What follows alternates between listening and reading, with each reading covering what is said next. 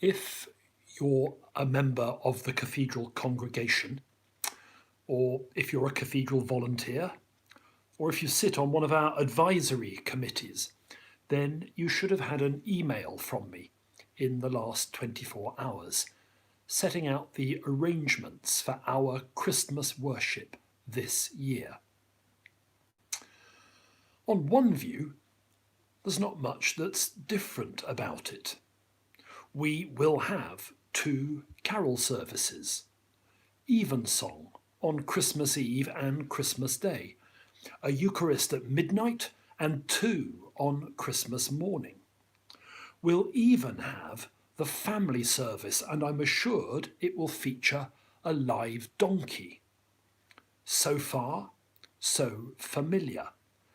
Although, allow me to point out one error which inevitably crept into the text I sent out. Evensong on Christmas Day will be at 3 p.m, not at 3:30 p.m. I said, so far, so familiar, but only so far. There are differences too. Some of these are very welcome. We now have the capacity to live stream our worship, and this means that our congregation is potentially larger than it has ever been. Far more people will be able to worship with Salisbury Cathedral this Christmas than ever before. When I last checked the website, Canon Ed's sermon last Sunday on the Feast of Christ the King had registered nearly 900 views. That's considerably more than would have heard the same sermon in the building. The pandemic has compelled us to be more creative, and that creativity has huge potential for our reach and our mission. But there are other differences too, and these are far less welcome.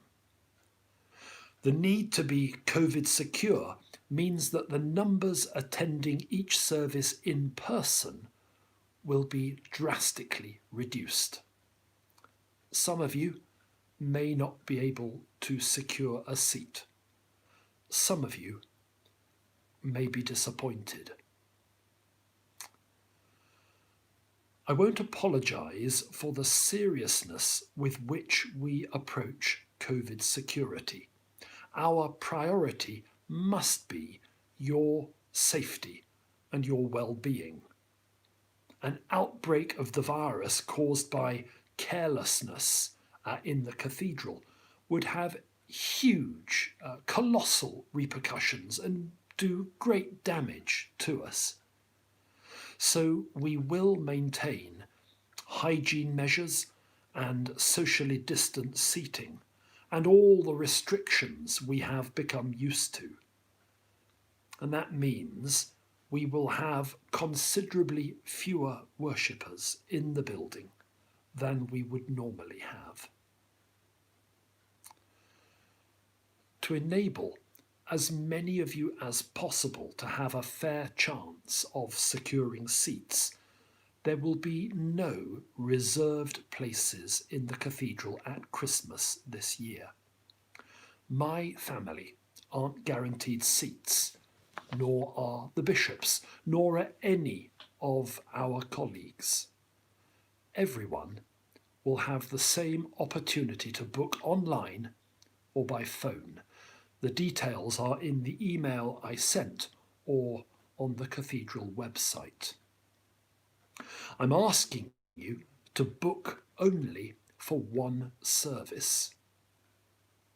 So this year, ask yourselves, which is the one that means the most to me?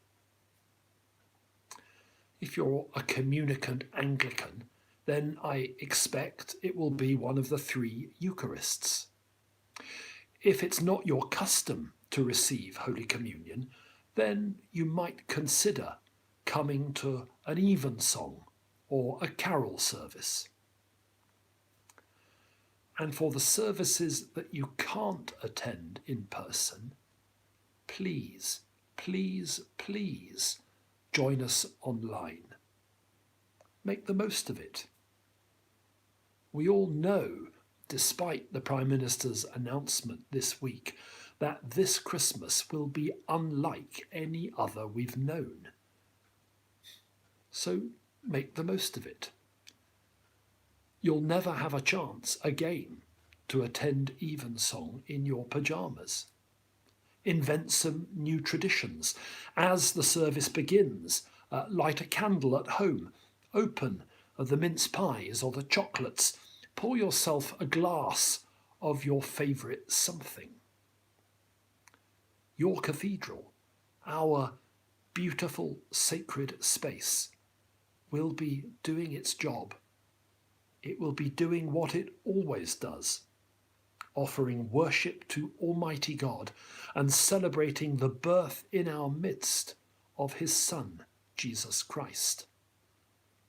Whether you are with us in person or joining us from afar, you are part of our life and we are incomplete without you.